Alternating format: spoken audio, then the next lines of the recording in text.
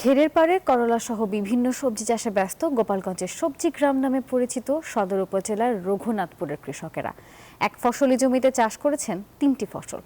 ভালো দাম পাওয়ায় অন্য সবজির পাশাপাশি করলা চাষে ঝুঁকছেন চাষিরা, আর নানা পরামর্শ দিয়ে সহযোগিতা করছে কৃষি বিভাগ। সামিউল আলিমের পাঠানো তথ্য ছবি নিয়ে ডেস্ক রিপোর্ট। সবজি গ্রাম নামে পরিচিত গোপালগঞ্জের রঘুনাথপুর মাছের ঘেরের পাড়ে চাষ হচ্ছে করলা সহ বিভিন্ন সবজির। সদর উপজেলার রঘুনাথপুরে 7 হেক্টর জমিতে করলার চাষ হয়েছে। ভালো আবহাওয়া এবং পোকার আক্রমণ না হওয়ায় করলার উৎপাদন হয়েছে রেকর্ড পরিমাণ। দামও ভালো পাচ্ছেন কৃষক। প্রতি কেজি করলা বিক্রি হচ্ছে 50 টাকায়। উস্তা প্রায় 350 গাছ লাগাইছি।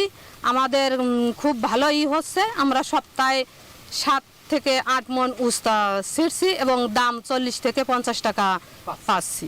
775 কেজি বিক্রি হয়েছে এবং আরো যে গাছের যে গতি আরো 600-700 কেজি ব্যাচ হয়ে এখনো।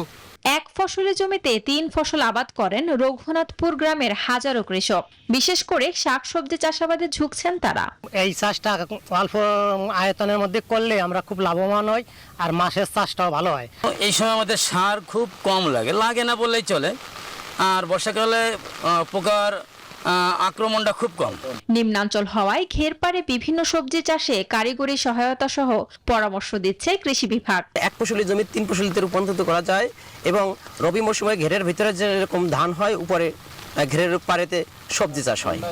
এতে যেমন কর্মসংস্থানের সৃষ্টি হয়, তেমনি আর্থিক ইনকামও কৃষকের বৃদ্ধি পায়। কৃষি খাতে আরো ভূমিকা রাখতে সরকারি পৃষ্ঠপোষকতা চান এই অঞ্চলের কৃষক। Desk report, news 24।